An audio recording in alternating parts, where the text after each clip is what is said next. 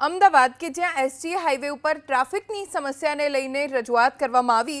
ગોતાથી વૈષ્ણોદેવી વચ્ચે ટ્રાફિકની સમસ્યા મુદ્દે એએમસી કમિશનરને રજૂઆત થઈ। જીએચએના સેક્રેટરી એડવોકેટ હાર્દિક બ્રહ્મભટ્ટે રજૂઆત કરી।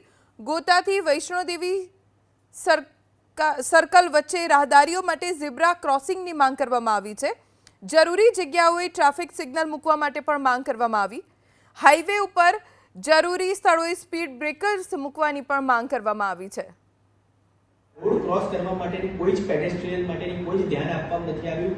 એક બે નાની જગ્યા રાખવામાં આવી છે અને બીજી જાળી રાખવામાં આવી છે જે લોકોએ ક્યાં જાય, લોકો કોઈ ચાલતો માણસ 5 કિલોમીટર ફરીને યુટર્ન મારીને પોતાના ઘરે ન જઈ શકે, તો આના માટેની કોઈ જ વ્યવસ્થા કરવામાં આવી, જેના લીધે મેં 2 ઓગસ્ટના દિવસે એક મેલ કરેલો કમિશનર સાહેબને અને પોલીસ કમિશનરને કે, અને એની અંદર મારા સૂચનો પણ આપ્યા હતા કે પેડેસ્ટ્રીયન માટે તમારે વ્યવસ્થા કરવી જ પડે, ઝીબ્રા ક્રોસિંગ રાખો, પેડેસ્ટ્રીયન સિગ્નલ્સ રાખો, ફૂટ ઓવર બ્રિજ બનશે ત્યારે બનશે, એ બધું બહુ લાંબા આયોજનની વાત છે, પણ ત્યાં સુધી પણ માણસોને જવાનો સંપૂર્ણ હક છે કે પેડેસ્ટ્રીયન માટેની કોઈ જ વ્યવસ્થા ન કરીને એકદમ અણઘડ રીતે આ રસ્તોનું જે કટ છે બંધ કરી દેવામાં આવ્યા, અને જેના હિસાબે નાના મોટા ઘણા બધા અકસ્માત હંમેશા થતા રહેતા હતા।